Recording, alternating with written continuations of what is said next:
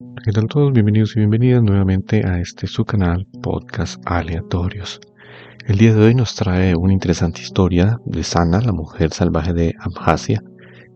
Fue una mujer salvaje capturada en el siglo XIX en el Cáucaso, específicamente en Abjasia. Según los relatos, tenía una fuerza extraordinaria, rasgos físicos inusuales y un comportamiento salvaje. La población local creía que Sana era un almas, una criatura similar a un yeti. Fue domesticada parcialmente por un terrateniente local con quien tuvo varios hijos. Su historia ha sido objeto de numerosos debates y estudios. Algunos sugieren que podría haber sido un ser humano con características físicas inusuales debido a condiciones genéticas o a un miembro de un grupo humano desconocido. Eso y mucho más vamos a escuchar por acá en este podcast. Entonces, suban el volumen a sus audífonos o a su computadora y comencemos.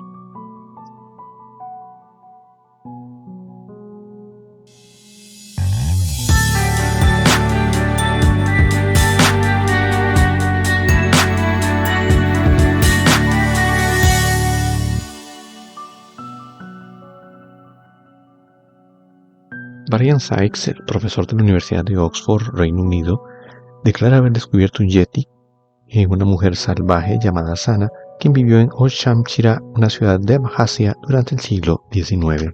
Tras haber analizado muestras de saliva de 6 parientes de la mujer y los dientes de su difunto hijo, el científico concluyó que Sana podría ser un yeti.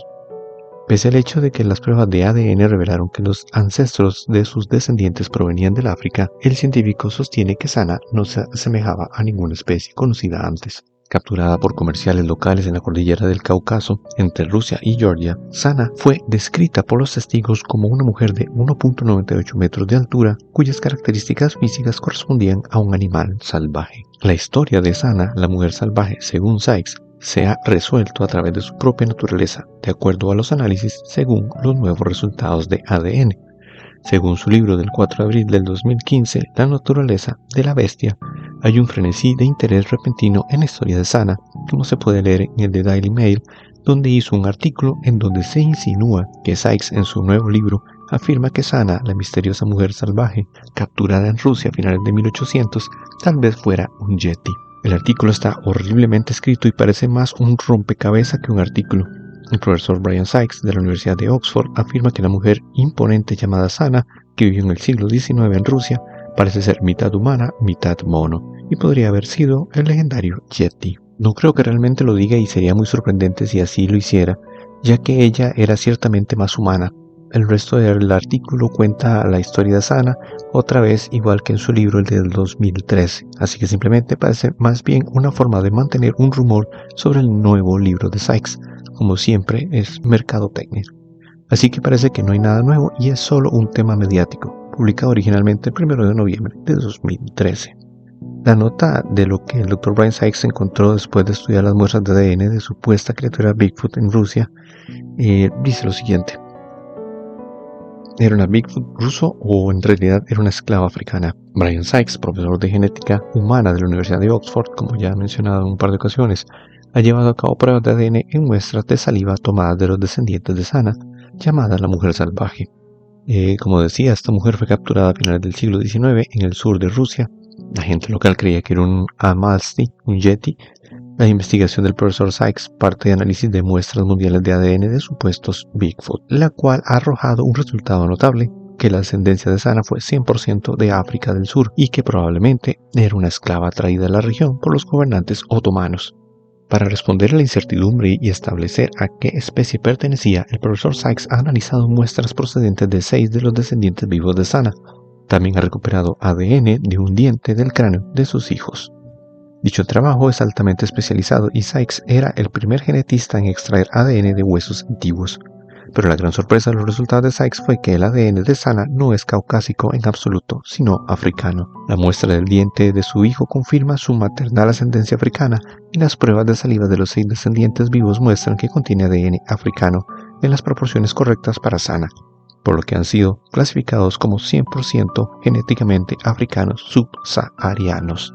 La historia de Sana y su hijo han sido la nota preferida de las historias de homínidos misteriosos en Rusia, donde existe la versión del Bigfoot que allá son llamados almas o almasti. Todo esto resulta de la sospecha de que Sana no era humano, pero sí tal vez posiblemente un homínido relicto como el hombre de Neandertal. El estudio del ADN previo de su hijo demostró que era todo humano. Esta prueba más específica fue capaz de mostrar que Sana no era de origen local, pero sí de África. Su exótica apariencia es probablemente la que impulsó las historias que se transformarían en la historia de un ser no humano. Ahora bien, muchos sostienen que esto no excluye la existencia de relictos hominoideos, homínidos teóricamente no continuados como el neandertal, como podría ser el almasti. También argumentaron que Sykes, al no encontrar ADN de algún hominoideo, no impide la existencia del Yeti en el Himalaya o del Sasquatch Bigfoot en América del Norte. Pero los criptozoologistas están emocionados de que finalmente el estudio que entregó prueba de que este tema se está investigando. La respuesta de Sykes da herramientas. Cuando uno toma todos los datos científicos juntos, estos no apuntan a primates desconocidos que todavía viven en las zonas remotas del mundo. ¿Es posible que existan? Sí. ¿Es probable que existan? No. Y es menos probable cada día. Bien, para hablar un poco de la historia de Sana, de esa historia que al final se convirtió en una leyenda urbana, ¿verdad? Al final, como siempre, los seres humanos, cuando no encontramos una solución a algo meramente científica, pues buscamos una salida fantasiosa, o la ciencia simplemente, pues, al no darle respuestas a algo, ustedes saben cómo funciona esto, ¿verdad?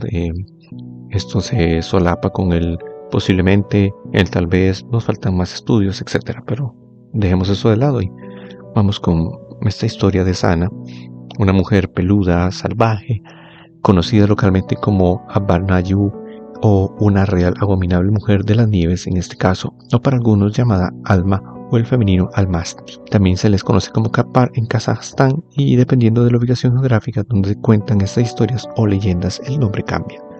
Algunos piensan que ella era una salvaje hominoideo desaparecida de la prehistoria, de la edad de piedra muy distante relacionada con los seres humanos, posiblemente neandertales. La especie Homo neanderthalensis no es un antepasado de los humanos modernos, indican algunas investigaciones.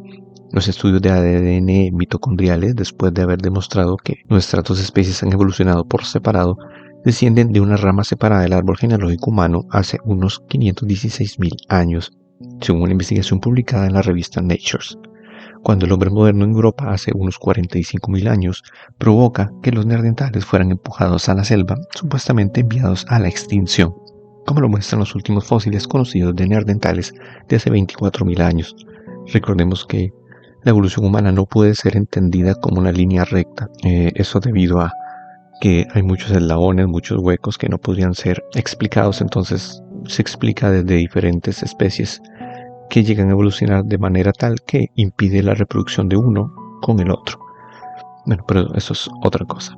Siguiendo con la historia de Sana, por el contrario, la propuesta de que plantea Sveit Pabu, paleontologista del Instituto Max Planck de Alemania, de secuenciar el cromosoma y un genoma neandertal de 49.000 años con algunos cromañones que posiblemente invitaron a las señoras neandertales a sus cuevas para tener sexo y progenie híbrida, como cualquier humano que tiene antepasados de África. Y se desprende que los cromañones tienen genes de neandertal de 1 o 4% en su composición genética.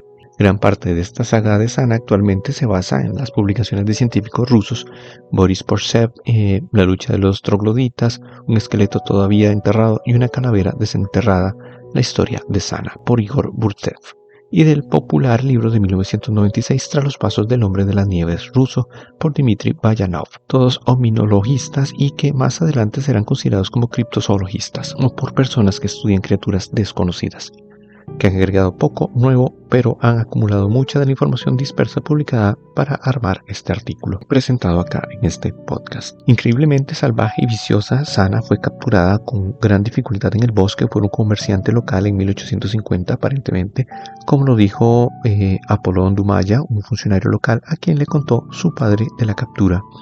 Fue en el Ochamchir, región de Georgia, en una quebrada del río Atsutupsa, y el comerciante se sorprendió al ver a una joven mujer Abyanú en un prado a lo largo de la quebrada con aspecto de una gran inocencia paleolítica. increíblemente inteligente y que desaparece en un segundo antes de su captura, fue finalmente capturada por el comerciante, quien durante el proceso de la captura le dejó alguna ropa interior masculina de color rojo en el prado donde fue vista con frecuencia y que fue sorprendida mientras ponía esta ropa interior sobre su cabeza y las caderas.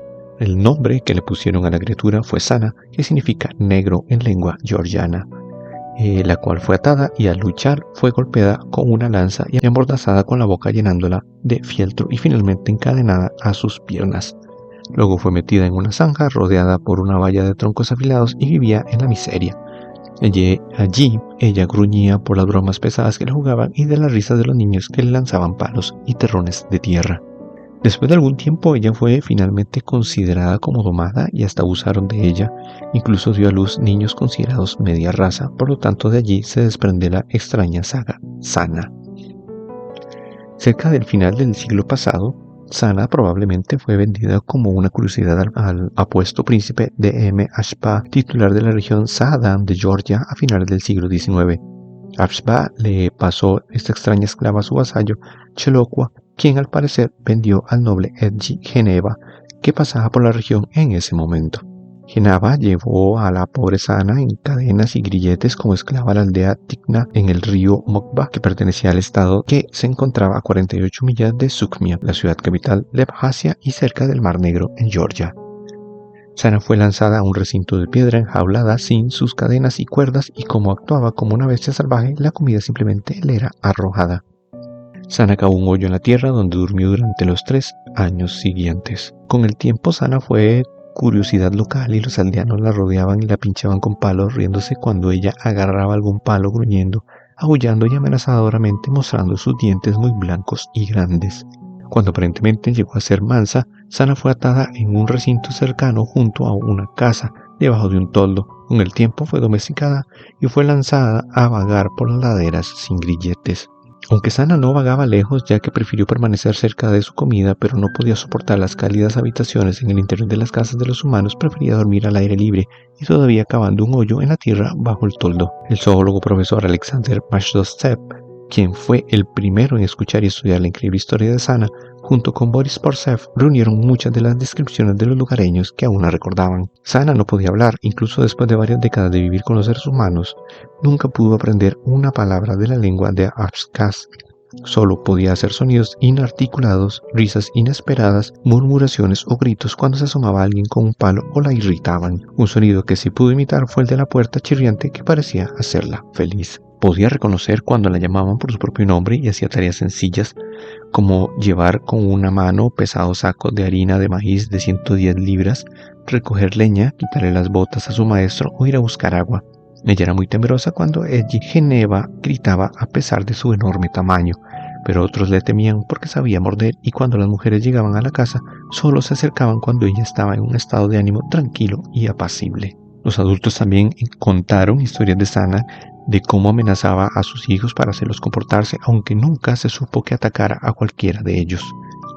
Sana tenía características de extracción mongoloide y negroide, y todo su cuerpo era muy grande y alto, con piel gris oscuresca o negra y pelo rojizo que cubría su cuerpo como una masa de fieltro, mientras que el de la cabeza fue descrito como revuelto y de un grueso negro brillante.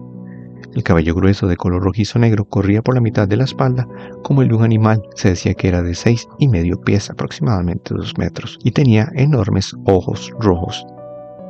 Sana también era muy ancha y tenía enormes nalgas y pechos oscilantes, y era muy muscular y podría abrir sus dedos de los pies de manera muy amplia.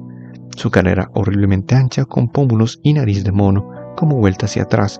Era como un animal. Su boca parecía una mordaza, eran tan fuertes y con dientes afilados, lo suficientemente fuerte para hacer crujir los huesos o nueces. También era muy atlética, podía correr más a prisa que los caballos, más rápidos, o nadar en las aguas del río más rápido en las épocas de inundación y con la marea alta, o hacerlo durante todo el año. El salvaje río Mauki era, al parecer, muy fácil de nadar para ella con sus poderosos brazos y piernas. Odiaba la ropa, prefiriendo correr desnuda, incluso en el invierno más frío, ya que parecía totalmente resistente, y si se le vestía, ella desgarraba la ropa en jirones, aunque eventualmente aprendió a usar un paño en su lomo. Resulta extraño el cómo ella fue capturada tratando de ponerse la ropa interior roja. Otra extraña costumbre fue su curiosidad por las rocas. Invertía mucho tiempo apilándolas o rompiéndolas y colocándolas aparte. A menudo se veía refrescándose metida en un estanque con un búfalo de agua o bañarse en algún manantial de una helada montaña. Le gustaba trepar a los árboles por sus frutos y los tiraba o desmenuzar las vides de uva o vagar por las colinas cercanas con un palo para defenderse de los perros u otros peligros. Era muy golosa, tomando cualquier cosa que se le ofrecía como carne o maíz y comía con las manos. Nunca aprendió a comer con cuchara y menos en un plato. Le enseñaron a beber vino lo suficiente para conseguir que se emborrachara y se desplomara para luego dormir durante horas. Y los lugareños aprendieron a darle vino para dejarla embrutecida. Y ella después de estas situaciones quedó varias veces embarazada de varios diferentes padres. Esto es una pista importante para los genetistas. Los hombres locales la obligaban a beber vino para que se emborrachase y quedara profundamente dormida, y entonces ella se convertía en un objeto sexual y era agredida. Siempre había alguien para hacer el amor a un monstruo. ¿Quién era el monstruo haciendo esta aparente zoofilia o abusando de un ser con retraso mental?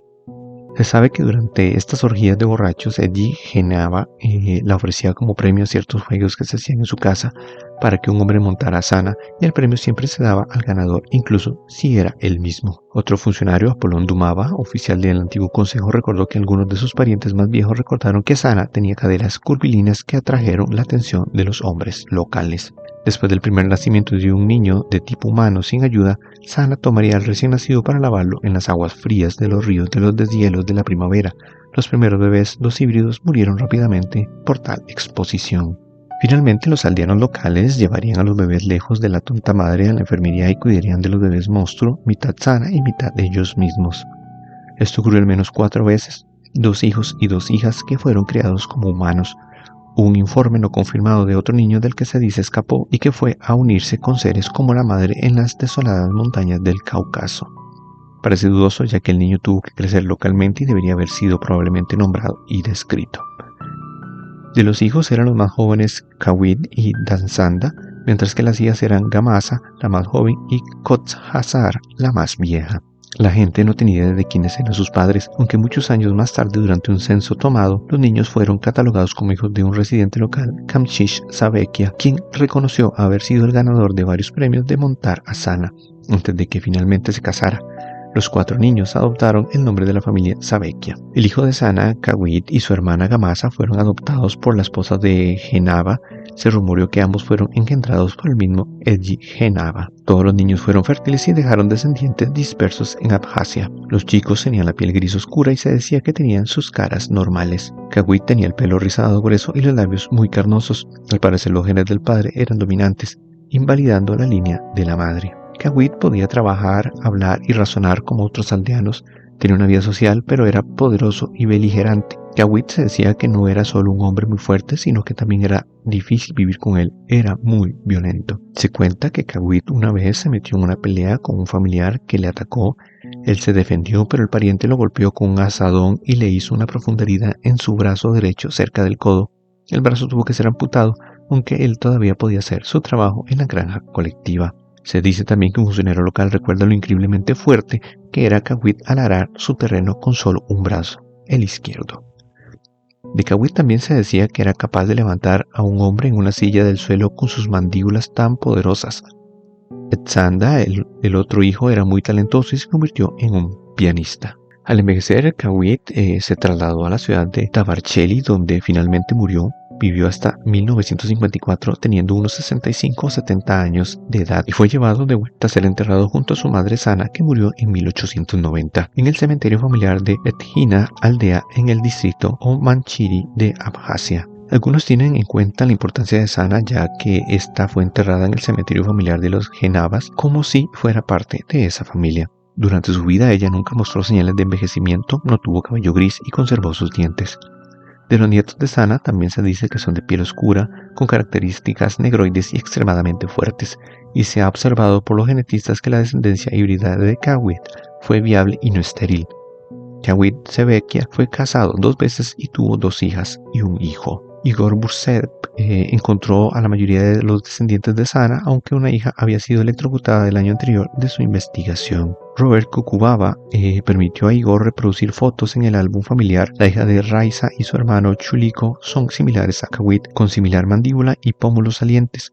Su hija más vieja, Tiana no tiene ningún parecido con Sana, excepto los ojos, aunque las fotos de Kawit y su hermana tienen cierta semejanza a la descripción de Sana.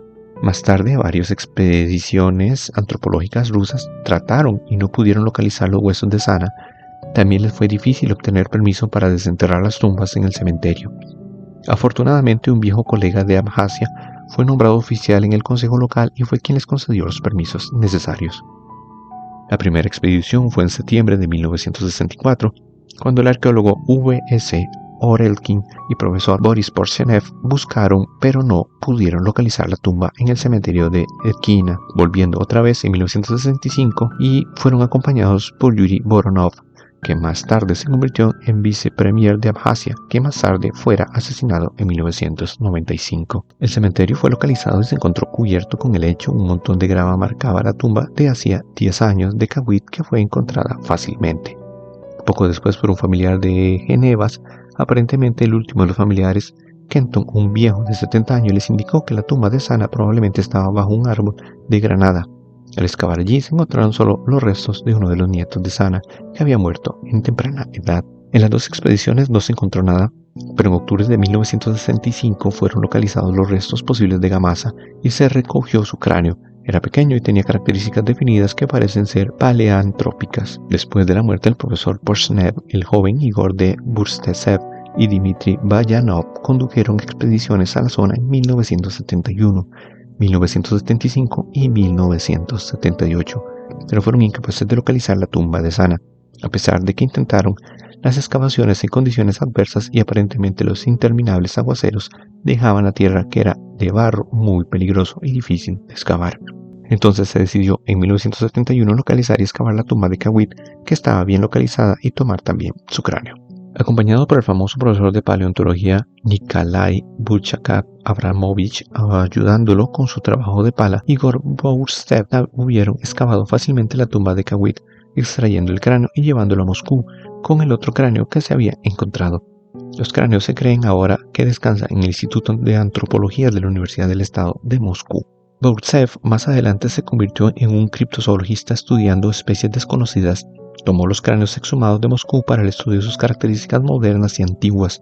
Los resultados de la calavera de Kawit fueron publicados en el Seminario de Investigación Hominoideo Relicto y la Sociedad de Naturalistas de Moscú en 1987, en coautoría con M.A. Kolodieva, como resultado de una investigación preliminar de un cráneo de la aldea de Edkina Abrazasa. Los antropólogos físicos A.M. Kolodieva y M.M. Gerasimova lo que encontraron fue lo siguiente: que el cráneo era más grande de lo normal comparado con los cráneos masculinos de la región, obtenidos de la colección del Instituto de Antropología de la Universidad del Estado de Moscú. La parte facial del cráneo era significativamente más grande que los típicos de Abjasia.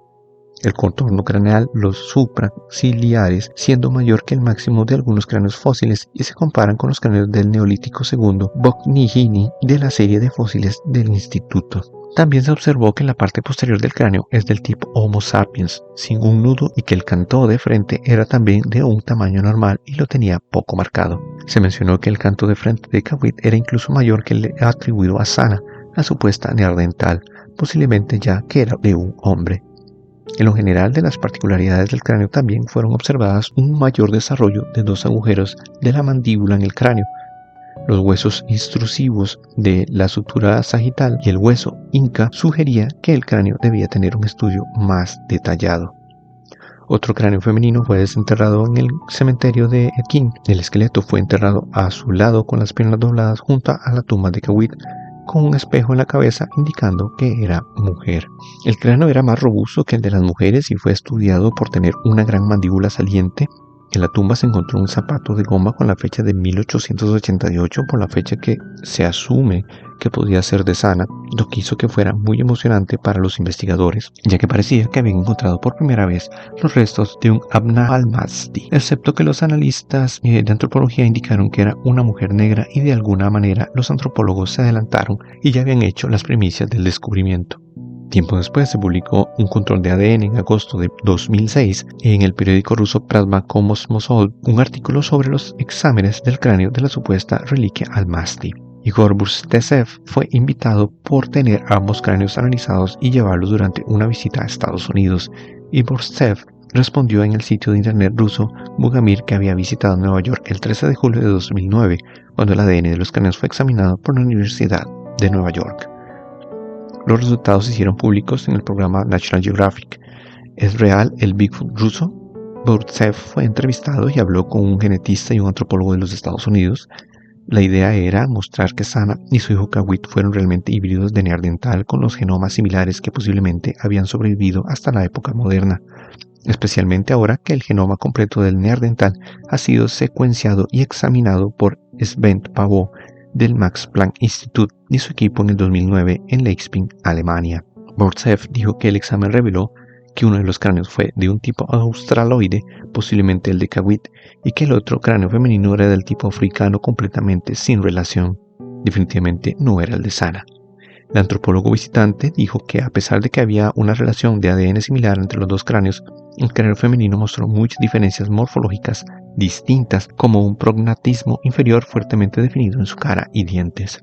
Lamentablemente para algunos de los fans del Bigfoot, el ADN mitocondrial fue analizado por la genetista Todd Disotel de ambos cráneos, indicando que la relación maternal femenina compartía un origen humano, y no de las mutaciones de la especie supuesta de neandertal como Burtsev pensaba, cerrando así el debate de 30 años entre criptozoologistas a menudo bastante beligerantes. El cráneo de Sana todavía no se ha hallado, así que todavía hay esperanzas. Ya en resumen, para terminar, así que es Sana, un mono, un hombre primitivo, un humano. Se dice que el ADN de un chimpancé es 98.5% humano. No hay mucho espacio para el hombre de neandertal, australopithecinos, Alma, Sasquatch y cualquier otro tipo de homínidos primitivos. La mayoría de los Bigfoot, según los científicos, dicen que de existir la criatura es un mono y basan esto en los huesos fósiles de algún antiguo mono Gigantopithecus negro, por lo que se apegan más a una idea de manera casi religiosamente y no quieren comprometerse mucho más. Muchos investigadores rusos durante mucho tiempo han optado por la teoría de que se trata una evolución de neandertal como un modelo viable. Tal vez la criatura realmente solo sea un mono, en el sentido de describir a los seres humanos como el mono desnudo de Desmond Morris, por lo que también somos simios junto a Pie Grande. Hay que tener en cuenta que los grandes simios tienen 48 cromosomas, mientras que los seres humanos solo tienen 45. Las pistas se encuentran en la estructura de la molécula de ADN y los rasgos hereditarios. Sana pudo dar a luz a tipos humanos vivos que tienen nietos. Ha habido un total de 10 casos entre Rusia y China de 1912 a 1954 de otros nacimientos similares achacados a mujeres salvajes. El tema ha sido muy negado por algunos, pero más recientemente los investigadores del ADN, a diferencia de los investigadores de Bigfoot, creen que los almas, el Sasquatch norteamericano, son de algún tipo Umaoa, y que el Sasquatch, el Yerán, el Kaptar, el Yowie, el Yeti, el Mapinguari y los almas son todos primos estrechamente relacionados. El hombre neandertal se separó del Homo erectus hace unos 600.000 años. Algunos pocos científicos creen que estas criaturas que aparecen a menudo como simio o algo de humano son probablemente una especie de humanos muy similares a nosotros. Esta exposición corresponde a la genetista doctora Ruth McFarland en 1995, que presentó evidencia de que los Bigfoot del estado de Washington como un ser humano en una conferencia de Carson, Washington. Más recientemente, a través de las pruebas de ADN, es que se sugieren humanos, pero con el tiempo los científicos involucrados se les ha cuestionado al suponer que todas las muestras fueron contaminadas. Incluso una muestra que procede de la cueva del Sac en Idaho, que también pudo ser contaminada. Las muestras de pelo de Tennessee Coy Green son un primer ejemplo donde algunos científicos comenzaron a ver la luz. El Dr. Henner Ferschbach ha probado el pelo del Bigfoot y declaró que es humano.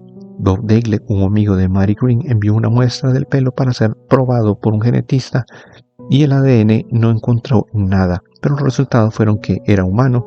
La secuencia de la muestra mostró ser una coincidencia exacta. El secuenciado de 300 nucleótidos de un gen mitocondrial llamado Cytochrome B y amplificaron un fragmento de base por 1100 y corrieron resultados contra la base de datos del banco Germoplasma. El resultado es que el cabello de Tennessee es humano. Se ejecutaron pruebas de control que fueron contaminadas deliberadamente con el ADN de un perro y un gato. A pesar de esto, la muestra del pelo terminó siendo humana. El resto de la comunidad científica en general sostiene la negación en contra de los investigadores del Bigfoot hasta llegar al punto de ser ridícula.